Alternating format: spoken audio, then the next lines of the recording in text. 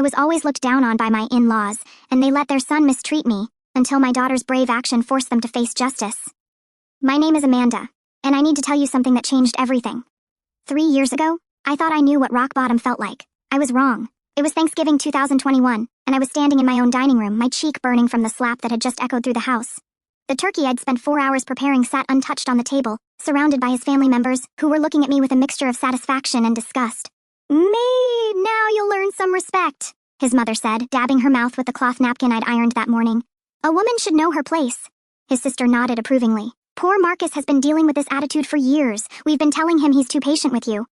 I stood there, my hand pressed against my stinging cheek, feeling smaller than I ever had in my 32 years. Marcus towered over me, his 6-foot frame casting a shadow across the mahogany table his mother had insisted we buy with money we didn't have. The same table where I'd served countless meals to people who treated me like hired help. "Sit down and eat," he commanded, his voice still carrying the edge that had preceded the violence.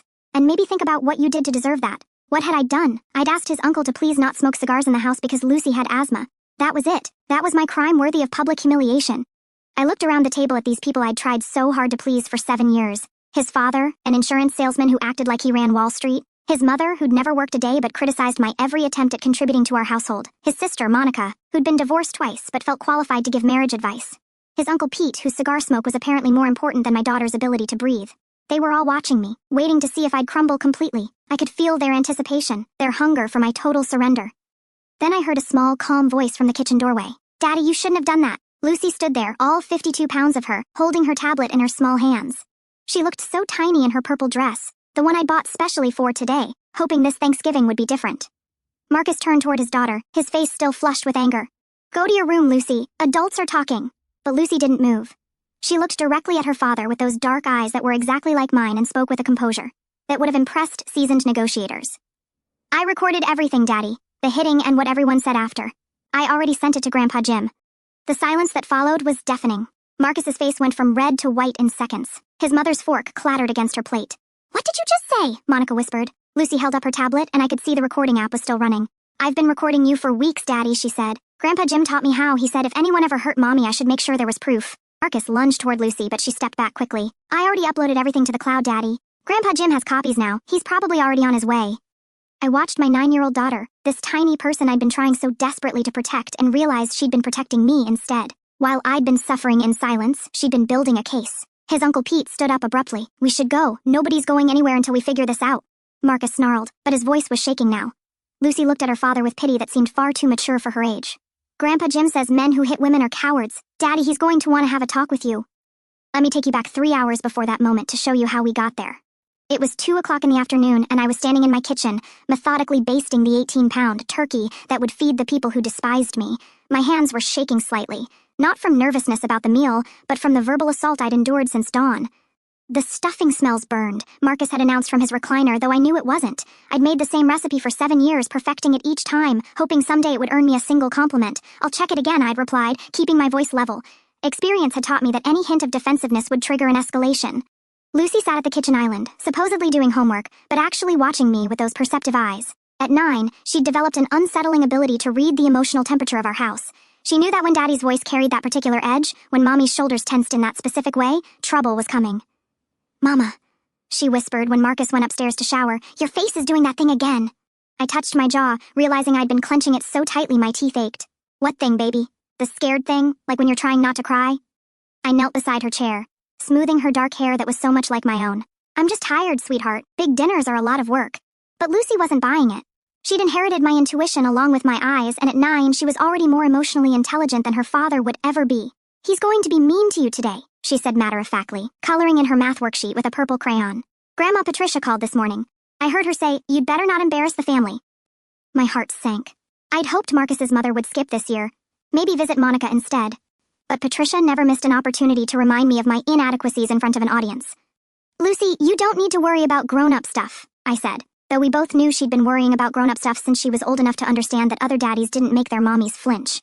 Marcus's footsteps thundered down the stairs, and Lucy immediately straightened in her chair, pencil poised over her homework like a shield. We'd both learned to recognize his moods by the sound of his approach. "Why does it smell like something's burning down here?" he demanded, though nothing was burning. "I don't smell anything burning," I said carefully. "Are you calling me a liar, Amanda?" This was the trap, the one I fell into every time despite knowing better. If I agreed with him, I was admitting incompetence. If I disagreed, I was challenging his authority. There was no right answer. No, Marcus, I'll double-check everything. He walked to the stove and lifted the lid off the green bean casserole, making a show of waving away imaginary smoke. Jesus Christ, Amanda, my family's going to think I married someone who can't even cook. Lucy's crayon pressed harder against her paper, and I saw her jaw clench the same way mine did. She was learning to carry tension in her little body, preparing for the explosion that might or might not come. The beans look perfect, Daddy, Lucy said quietly, her voice carefully neutral. Marcus's attention shifted to his daughter. Did I ask for your opinion? No, sir. Then keep it to yourself. I watched my daughter's face close off, watched her retreat into that careful blankness she'd perfected as a survival mechanism. At 9 years old, she was already an expert at making herself small and invisible when the emotional weather turned dangerous. The doorbell rang, and Marcus immediately transformed. His face relaxed into the charming smile he reserved for outsiders, his voice dropping to the warm, reasonable tone that had fooled me when we first met. That must be Mom and Dad, he said, kissing my forehead like a loving husband.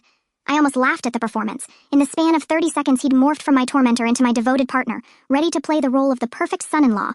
Lucy watched this transformation with clinical interest, and I realized she was studying him, learning his patterns, cataloging his behaviors like a tiny anthropologist documenting a dangerous species. Mama, she whispered as Marcus went to answer the door. Do you want me to stay close to you today? My 9-year-old daughter was offering to be my bodyguard, and the terrible thing was, I almost said yes. They came through my front door like a conquering army, armed with cutting remarks disguised as concern and criticism wrapped in false affection. Patricia, Marcus's mother, swept in wearing her favorite weapon, a cream-colored suit that probably cost more than my monthly grocery budget.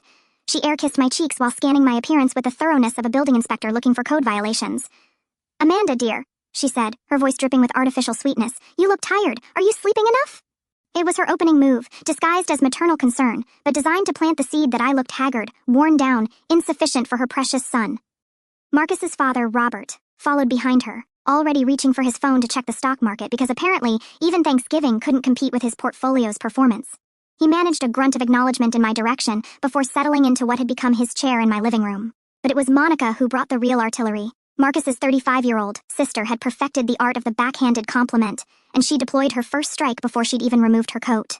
Oh, Amanda, you kept the same hairstyle. How consistent of you. I just got mine done at that new salon downtown, you know, the expensive one. It's amazing what a good cut can do for a woman's confidence. Lucy appeared beside me, pressing against my legs like she was trying to shield me with her small body. Monica noticed and smiled the way people smile when they see something pathetic trying to be brave. And here's our little Lucy. My goodness, child, you've gotten so serious looking. Are you eating enough? You seem thin. Within 5 minutes, Monica had criticized my parenting by implying I wasn't feeding my daughter properly. It was masterful in its efficiency. Uncle Pete wandered in last, already lighting a cigar despite the fact that we were indoors and Lucy had asthma. When I'd married Marcus, Pete had seemed like the fun uncle, full of stories and laughter. But 7 years had shown me he was just another man who believed his comfort mattered more than everyone else's well-being. Amanda, sweetheart, Patricia said, settling herself at the head of my dining table like a queen claiming her throne. I ran into Janet Morrison at the country club last week. You remember Janet? Her daughter Melissa married that successful attorney. Well, Melissa just bought the most beautiful house in Riverside Estates. 4 bedrooms, 3 baths, granite countertops throughout. I knew where this was going. Patricia loved to regale me with tales of other women's successes, always with the implicit message that I was holding Marcus back from similar achievements. That sounds lovely, I managed, retrieving serving spoons from the kitchen. It really is, Patricia continued, her voice carrying across the house. Of course, Melissa has such a head for business. She's been helping her husband's practice, you know, really supporting his career instead of... She gestured vaguely around my modest home. Well, instead of whatever this is supposed to be. Monica picked up the thread seamlessly. Melissa always was the smart one in their friend group. Remember how she got her real estate license? Now she's making more money than some of the men in town. It's so inspiring to see a woman who really applies herself. I was being dissected by experts, my inadequacies laid bare with surgical precision. The message was clear. Other wives were assets to their husbands, while I was dead weight. Lucy disappeared into her room, claiming she needed to finish homework. I envied her escape route. Amanda, dear. Robert finally looked up from his phone. Marcus tells me you've been talking about going back to school again. Nursing, wasn't it? My heart jumped. Marcus had promised to discuss my career plans privately with his parents to maybe get their support for what would be a significant family investment. Yes, I said carefully, I've always wanted to help people. And with Lucy getting older, I thought, at your age? Patricia interrupted with a laugh that wasn't quite cruel enough to call her out on but wasn't kind either. Darling, nursing school is so demanding. All those young girls with their energy and, well, their advantages. Wouldn't your time be better spent focusing on what you have here? Monica nodded sagely. Plus the cost. Marcus works so hard already. It seems selfish to add that kind of financial burden when you could just... I don't know, maybe get a part-time job at a retail store or something. They were destroying my dreams with the efficiency of a demolition crew, making it sound like practicality instead of cruelty. Besides, Patricia added, Lucy needs her mother home. Children from broken schedules often develop problems. Look at the Morrison boy. Brilliant child. But his mother worked too much during his formative years and now he's in therapy. I felt myself shrinking, becoming smaller with each word until I was nothing but a collection of failures and poor decisions. Marcus watched it all with the satisfied expression of a man whose family was doing his dirty work for him. Dinner was a masterclass in psychological warfare, disguised as family conversation. I'd outdone myself with the meal. The turkey was perfectly golden, the stuffing was moist but not soggy, and the cranberry sauce had just the right balance of tart and sweet. But perfection had never been enough to earn me peace in this house. This turkey is a little dry, Patricia announced after her first bite, though I could see the juice running down her fork. I think it's delicious, Lucy said quietly, her small act of rebellion earning her a sharp look from her grandmother. Children don't really have developed palates, dear, Patricia replied with false patience. Amanda, you might try brining next time. Melissa Morrison's turkey is always so moist. She uses some special technique she learned from a cooking class. There it was again, the comparison to the mythical Melissa, perfect wife and daughter-in-law, who apparently excelled at everything I failed to do adequately. Monica picked up the torch. Speaking of classes, didn't you say you wanted to take some? What was it again? Nursing? She said the word like it tasted bad. I mentioned it, I said carefully, aware that Marcus was watching me with warning eyes. How exactly would that work? Robert asked, his tone suggesting he already knew it wouldn't. With Marcus's schedule and Lucy's needs? Seems pretty selfish to abandon your family responsibilities for some fantasy career. It's not a fantasy, I said, and immediately regretted the defensive edge in my voice. The table fell silent. I'd crossed a line by contradicting the family patriarch. Monica laughed, breaking the tension. Oh, Amanda, you always were a dreamer. Remember when you wanted to go back to school after Lucy was born? And that time you talked about starting a catering business? You have so many ideas, but follow-through has never been your strong suit. Each word was a carefully placed knife, cutting away at my confidence with surgical precision. They'd turned my hopes into evidence of my instability, my dreams into proof of my inadequacy. Maybe we should focus on being grateful for what we have, Marcus said, his voice carrying that dangerous undertone I knew too well.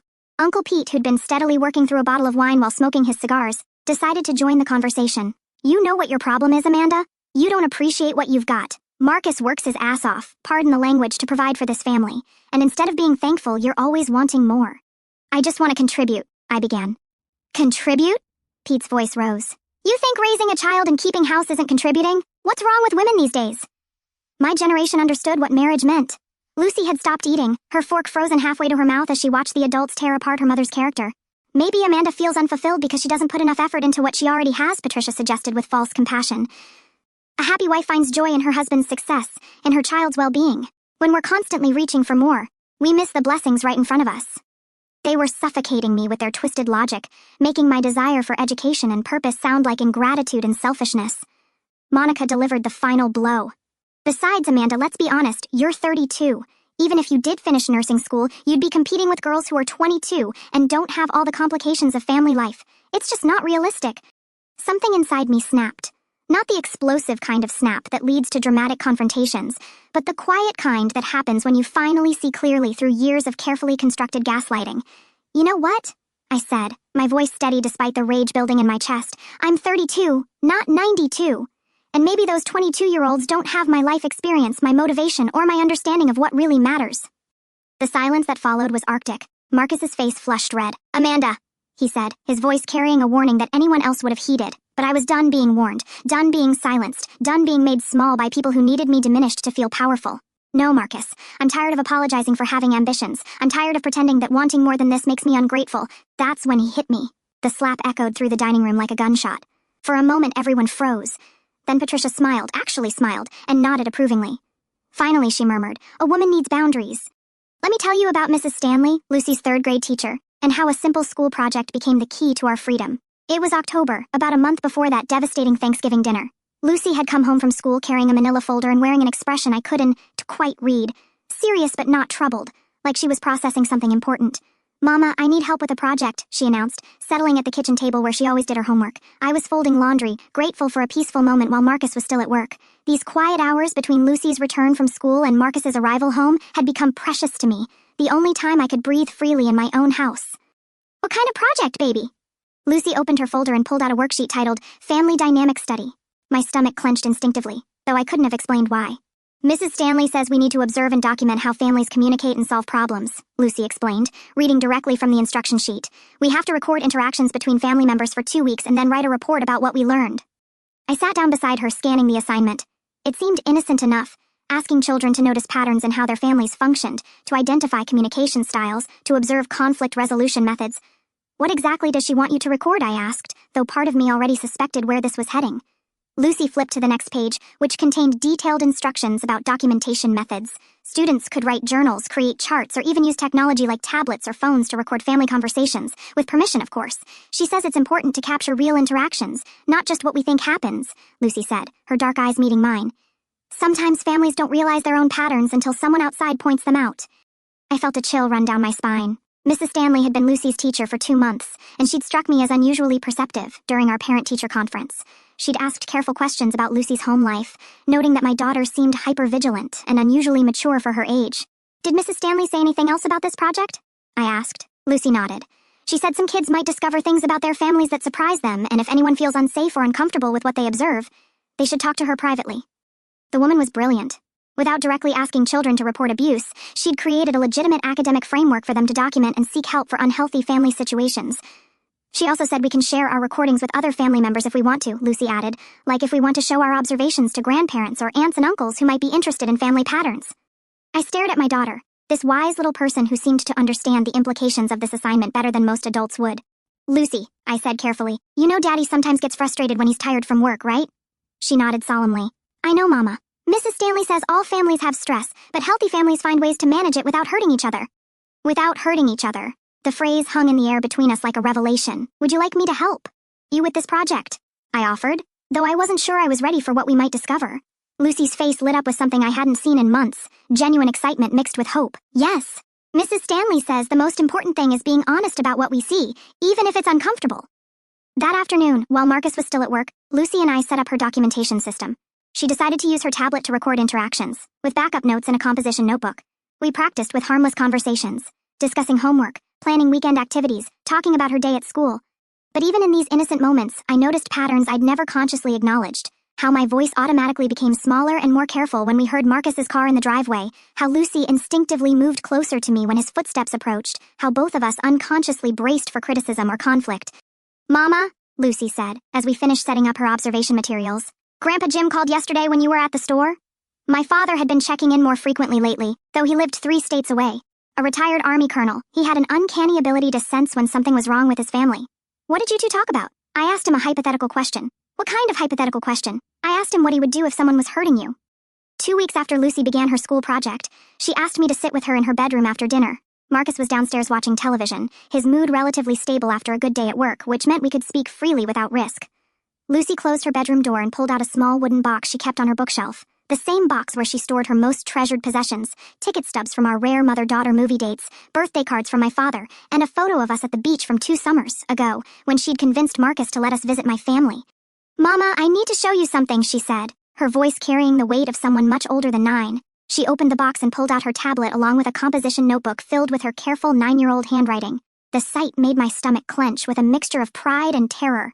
I've been recording everything, just like Mrs. Stanley taught us, Lucy said, settling cross-legged on her purple bedspread. But I haven't just been recording for school. She opened the tablet and showed me a folder labeled Family Observations. Inside were dozens of audio files, each one dated and time-stamped with frightening precision. Lucy, honey, what is all this?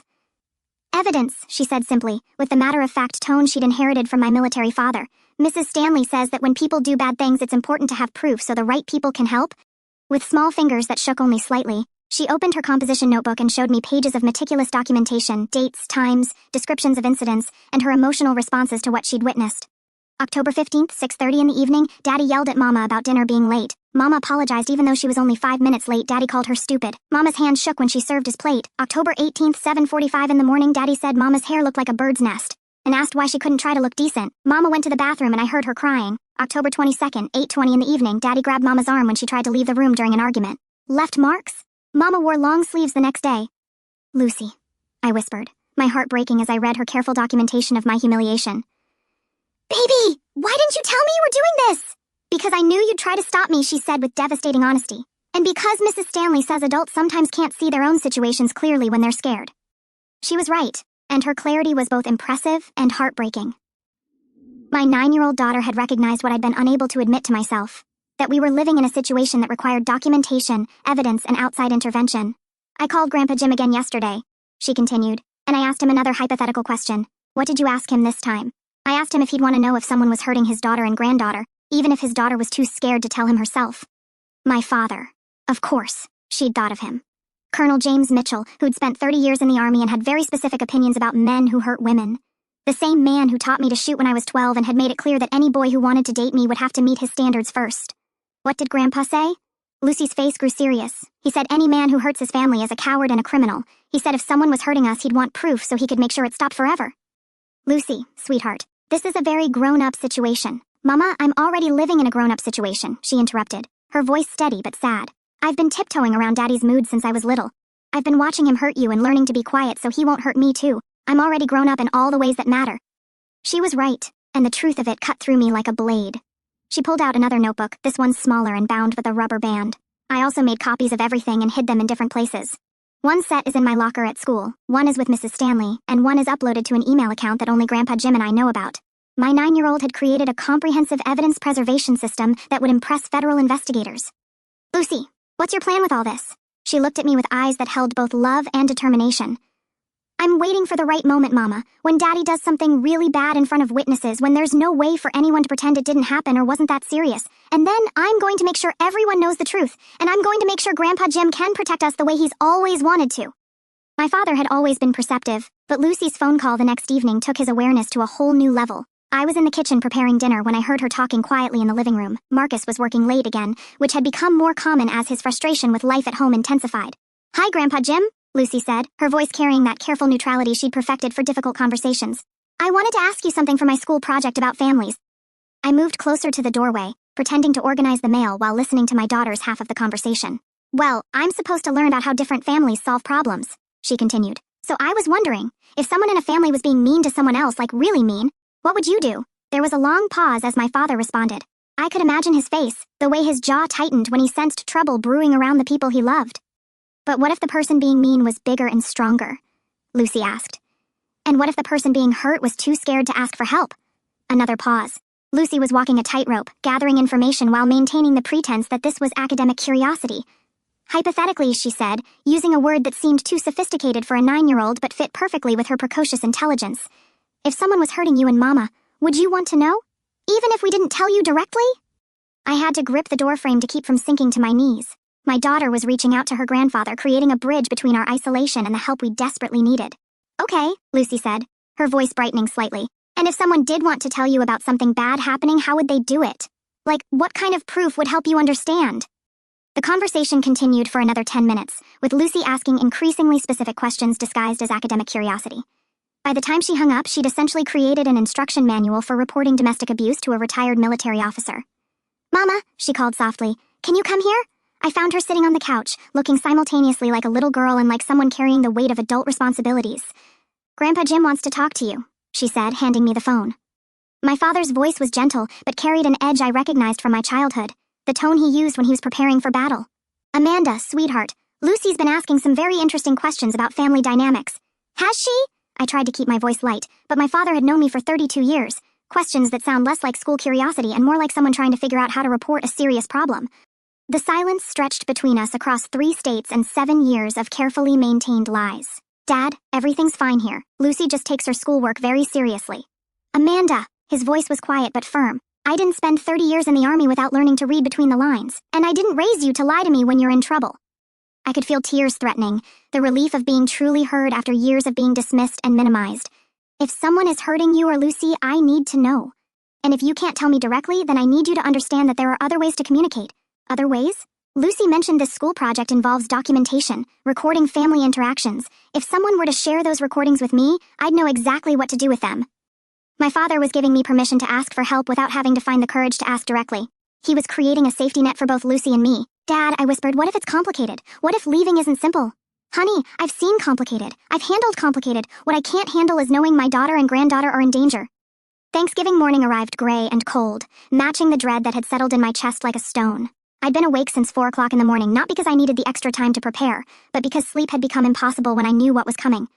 Lucy found me in the kitchen at 5:30, already dressed in her purple dress and moving with the quiet efficiency of someone executing a carefully planned mission. "Morning, Mama," she said, kissing my cheek before settling at the kitchen island with her tablet and a glass of orange juice. "You're up early, baby." "I wanted to make sure everything was ready," she said, and something in her tone made me look at her more carefully. She had the focused calm of my father before he deployed, that particular stillness that came from knowing exactly what needed to be done and being prepared to do it. "Lucy, are you okay?" She looked up from her tablet where I could see she was reviewing files in her family observations folder. "I'm ready, Mama. Are you?" I wasn't sure I'd ever be ready for what this day might bring, but looking at my 9-year-old daughter's determined face, I realized readiness wasn't the point. Sometimes survival required action regardless of readiness.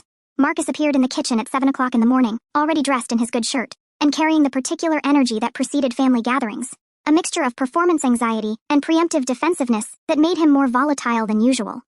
"The house better be spotless when they get here," he announced, pouring coffee with more force than necessary. "And I don't want any of your attitude today, Amanda. My family doesn't need to see you sulking." I was learning to recognize these preemptive strikes, ways of establishing dominance before the audience arrived, setting the emotional tone that would justify whatever came later. "Everything's under control," I said, keeping my voice neutral while checking the turkey one more time. Lucy watched this exchange with those observant eyes, her tablet positioned discreetly on the counter. I wondered if she was recording already, building her final collection of evidence. "Lucy, go get dressed properly," Marcus commanded, though she was already dressed perfectly. "And brush your hair. You look like you stuck your finger in a light socket." "Yes, Daddy," Lucy replied without argument, but I saw her jaw tighten the same way mine did when swallowing insults. As she walked past me toward the stairs, she whispered, "It's almost time, Mama." The morning passed in a blur of final preparations and mounting tension. Marcus found fault with everything, the way I'd arranged the silverware, the temperature of the house, the fact that I'd chosen to wear my navy dress instead of the black one his mother preferred. Each criticism was carefully catalogued by Lucy, who had positioned herself strategically throughout the house, her tablet always within reach, always recording. At 11 o'clock in the morning, she approached me while Marcus was in the shower. "Mama, I need to send something to Grandpa Jim before everyone gets here. What do you need to send?" "Everything," she said simply. "All the recordings from the past month, plus the special ones from this morning. Grandpa Jim said timing is important in military operations." I knelt down to her level, looking into eyes that held far too much knowledge for a 9-year-old. "Lucy, once you send those files, there's no taking them back. Everything changes after that." She nodded solemnly. "I know, Mama, but keeping secrets about bad things doesn't make them stop. It just makes them worse." With steady fingers, she composed an email to my father. The subject line read, "Family Project, Final Documentation." The message was brief. "Grandpa Jim, here are all my observations for my school project about family communication. I think you'll find them very educational. Love, Lucy. P.S. We might need that help we talked about soon." She hit send at 11:47 in the morning, 13 minutes before Marcus's family was due to arrive. "It's done," she announced, closing her tablet and looking at me with a mixture of relief and determination. "Now we wait for the right moment." The silence that followed Lucy's announcement stretched like a held breath. Marcus's family sat frozen around my dining table, their faces cycling through disbelief, panic, and fury. Marcus himself had gone completely white, his hands still raised from where he'd struck me moments before. The confident patriarch who'd been terrorizing his family suddenly looked like a frightened child who'd been caught breaking something valuable. "What exactly did you send your grandfather?" Patricia asked, her voice barely controlled. The superior smile had vanished, replaced by the sharp calculation of someone assessing damage. Lucy looked at her grandmother with the same clinical detachment she'd shown her father. "Everything. Grandma Patricia. All the recordings of Daddy hurting Mama. All the times he called her stupid or grabbed her or made her cry. Plus what just happened here." Monica stood up abruptly, her chair scraping against the floor. "Marcus, tell me she's making this up. Tell me you haven't been—" "I haven't been anything," Marcus exploded, but his voice cracked on the lie. "This is insane. She's 9 years old. Who's going to believe—" "Grandpa Jim will," Lucy interrupted calmly, "especially since I have dates, times, and recordings. Mrs. Stanley taught us that good documentation makes truth easy to verify." Uncle Pete, who'd been steadily drinking throughout dinner, slammed his wine glass down hard enough to slosh red wine across the white tablecloth. "Jesus Christ, Marcus, what have you done?" "I haven't done anything that wasn't—" Marcus started, then stopped, realizing that any justification would be an admission. Patricia had recovered enough to attempt damage control. "Lucy, sweetheart, families have disagreements sometimes. That doesn't mean—" "Grandma, I have recordings of Daddy calling Mama worthless, stupid, and a waste of space," Lucy said matter-of-factly. "I have him threatening to take me away from her if she didn't learn to behave. I have him grabbing her hard enough to leave bruises. Mrs. Stanley says those aren't disagreements. She says those are crimes." The word crimes hit the table like a physical blow. Robert, who'd been frantically scrolling through his phone, looked up with the expression of a man calculating financial ruin. "Do you have any idea what this could do to the family reputation?" he hissed at Marcus. "To the business?" Marcus lunged toward Lucy, but she'd positioned herself strategically near the kitchen doorway and stepped back quickly. "The recordings are already uploaded to the cloud, Daddy. Grandpa Jim has copies and Mrs. Stanley has copies, and I sent some to myself at 3 different email addresses. Even if you broke my tablet, they'd still exist. My 9-year-old daughter had outmaneuvered a room full of adults with the strategic thinking of a seasoned prosecutor. Monica turned on me with vicious desperation. This is your fault, Amanda. You turned her against her own family. What kind of mother? The kind who documents abuse so her daughter doesn't grow up thinking it's normal, Lucy answered before I could speak. Grandpa Jim says children who witness violence often become violent themselves unless someone intervenes. Patricia was now pacing behind her chair, her elegant composure completely shattered. We can fix this. We can explain that it was taken out of context, that Marcus was just what? Lucy asked with devastating innocence. Just hitting Mama? Just making threats? Just teaching me that this is how men treat their families? The front door chimed, and every adult in the room jumped like they'd been electrocuted. Lucy smiled for the first time all day. That's probably Grandpa Jim. I texted him the address after I sent the recordings. He said he was driving straight here from Pennsylvania. Through the front window, I could see my father's familiar silhouette approaching the door, along with 2 other men whose military bearing was unmistakable, even in civilian clothes. Marcus looked like he might vomit. Lucy, he said desperately, whatever I did, I'm sorry. We can fix this as a family. We don't need outside. Daddy, Lucy interrupted, her voice gentle but firm. Grandpa Jim says apologies don't count when someone only says sorry after they get caught. The doorbell rang, strong and insistent. Lucy looked around the table at the adults who'd spent the day tearing down her mother, and her expression was pure steel. I think it's time for the grown-ups to have a real conversation about family dynamics. My father filled the doorway like an avenging angel in a pressed shirt and khaki pants. At 62, Colonel James Mitchell still carried himself with the bearing of a man accustomed to command, and the 2 men flanking him had the same unmistakable military presence. Amanda, he said, his voice gentle as his eyes found mine, then hardening to steel as they swept the room. Lucy called and said you might need some assistance with a family discussion. Marcus had shrunk back against the dining room wall, his earlier bravado evaporating in the face of 3 men who looked like they'd handled bigger problems than a small-town bully. Dad, I started, but he held up one hand. I've heard the recordings, sweetheart, all of them. We can talk later. His attention fixed on Marcus with laser precision. Right now, I think this gentleman and I need to have a conversation outside. This is my house, Marcus stammered, trying to summon authority he no longer possessed. And these are my daughter and granddaughter, my father replied with the quiet certainty of a man stating natural law. Gentlemen, would you mind joining us in the backyard? I think some fresh air might help clarify everyone's thinking. The 2 men with him, who I later learned were retired military police and longtime family friends, stepped forward with the coordinated movement of people who'd worked together before. This is kidnapping, Patricia shrieked, but her voice carried no real conviction. Ma'am, we're just facilitating a discussion between men, one of my father's companions said politely. Sometimes these conversations require privacy to be fully productive. Marcus looked around the room desperately, seeking support from his family, but they'd all discovered urgent interest in their plates, their phones, anything but meeting his eyes. Marcus, my father said, his tone conversational but carrying absolute authority, we can do this easy, or we can do it hard. But we're going to do it. 20 minutes later, Marcus returned to the dining room looking like he'd been through a washing machine. His shirt was dirty, there was grass in his hair, and he was walking with the careful gait of someone who'd recently learned some hard lessons about physics. My father and his friends followed, looking perfectly composed, except for my father's slightly scuffed knuckles. Marcus has some things he'd like to discuss with everyone, my father announced pleasantly. Marcus cleared his throat, his voice noticeably shaky. I'm going to be moving out tonight, and I'll be signing divorce papers with a very generous settlement for Amanda and Lucy. How generous? Robert asked sharply, his accountant's instincts kicking in despite the circumstances.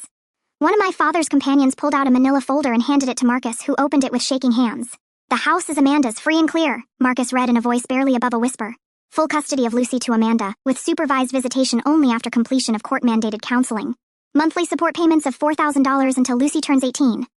Patricia gasped. $4,000? That's fair compensation for 7 years of unpaid labor and psychological abuse, my father finished calmly. Plus, there's a clause about Lucy's college fund. Marcus will be contributing $25,000 annually until she graduates. Marcus continued reading with the enthusiasm of a man reading his own execution warrant. I waive any claim to retirement accounts, savings, or other assets. I agree to attend anger management and domestic violence counseling. I acknowledge that any violation of these terms or any contact with Amanda or Lucy outside of supervised visitation will result in... He trailed off, apparently unwilling to finish the sentence. Will result in what? Monica demanded. My father smiled, and it wasn't a friendly expression. Let's just say Marcus and I have reached an understanding about the consequences of future bad behavior. Uncle Pete, whose cigar had gone out during the outdoor discussion, was staring at Marcus with something approaching respect for the first time I'd ever witnessed. Jesus, Marcus, just sign it, he muttered. Cut your losses. Marcus looked around the table one more time, searching for allies who were no longer there. His family had already begun the process of distancing themselves from him, protecting their own interests now that his behavior had become a liability instead of an amusing character flaw. I'll need a pen, he said quietly. Lucy, who'd been watching the entire proceeding with the fascination of someone seeing justice served in real time, handed her father a purple crayon from her school supplies. Use this, Daddy, she said with perfect innocence. It's the same color as my dress. 6 months after that Thanksgiving dinner, Lucy and I were sitting in our kitchen now, reviewing acceptance letters from 3 different nursing programs. The house felt completely different without Marcus's oppressive presence. Colors seemed brighter, sounds seemed softer, and for the first time in years, I could breathe freely in my own home. We'd redecorated Lucy's room in shades of purple and silver, and I'd turned Marcus's former man cave into a study space where I could do my coursework. I think you should choose Metropolitan Community College, Lucy said, spreading the brochures across the kitchen table with the same methodical attention she'd given to documenting our old life. Their clinical rotation program has the best hospital partnerships. At 10 years old, my daughter had become my most trusted advisor, though she was finally acting more like a child and less like a tiny war strategist. How do you know about clinical rotations? I asked, marveling at her research skills. I called and asked. I told them my mom was applying and I wanted to make sure she picked the best program. She grinned. The admissions counselor thought I was really mature for my age. I was starting classes in the fall, using the generous divorce settlement to finally pursue the dream that had been deferred for so long. Marcus's monthly payments, combined with my part-time job at a local clinic, meant we could live comfortably while I focused on my education. The transformation in both of us had been remarkable. Lucy had blossomed into a confident, curious child who no longer flinched at raised voices or watched doorways for signs of danger. Her teacher, Mrs. Stanley, had become not just an educator but a family friend, checking in regularly and celebrating each milestone in our recovery. Mom, Lucy said, using the more grown-up title she'd recently adopted, I got a letter today too. She handed me an official-looking envelope addressed to Lucy Mitchell Henderson. Inside was a certificate of recognition from the County Child Protection Services, acknowledging her courage and initiative in protecting family safety. They want me to speak at a conference for teachers and social workers, she explained, about recognizing signs of domestic violence and how to help kids document unsafe situations. My brave girl was turning her traumatic experience into a tool for helping others. The strength she'd shown during our darkest times was now being channeled into advocacy and education. The doorbell rang, and Lucy jumped up to answer it. Through the window, I could see Marcus's sedan parked at the curb, his supervised visitation day. The court-mandated counseling had begun to show some effects. Marcus was more subdued now, careful with his words and movements around Lucy. The swagger and entitlement had been replaced by something approaching humility, though I suspected it was born more from fear of consequences than genuine remorse. Hi, Daddy, Lucy said politely as she opened the door. Their relationship was civil but distant now, like acquaintances maintaining necessary pleasantries. Hello, Lucy, are you ready for our afternoon together? She nodded and grabbed her backpack, which I knew contained her phone with GPS tracking and emergency contacts programmed in. Trust would be a long time coming, if it ever came at all. I'll have her back by 6, Marcus said to me, his tone respectful in a way it had never been during our marriage. After they left, I sat in the quiet house, reviewing my nursing school materials. The prerequisites I'd needed to complete had been challenging but manageable, and I'd surprised myself by earning A's in anatomy, chemistry, and psychology. My phone buzzed with a text from my father. How's my college girl doing today? Dad had stayed for 2 weeks after Thanksgiving, helping us transition and making sure Marcus understood the permanence of the new arrangements. He'd connected us with excellent legal representation, helped us install a security system, and made it clear to everyone in town that his daughter and granddaughter were under his protection. The legal proceedings had been swift and decisive. Marcus's family, faced with the reality of documented abuse and potential criminal charges, had pressured him to accept the divorce terms without contest. They distanced themselves from the situation completely, and we hadn't heard from any of them since the papers were signed. I texted back, starting clinical rotations next month. Your granddaughter helped me pick the best program. His response was immediate. That girl is going to run the world someday, just like her mother. For the first time in 7 years, I was beginning to believe that might be true. 3 years after that Thanksgiving dinner, I'm sitting in my graduation cap and gown, watching Lucy beam with pride from the audience as I cross the stage to receive my nursing degree. At 12, she's grown into a poised young woman who carries herself with the confidence of someone who knows she can handle whatever life throws at her.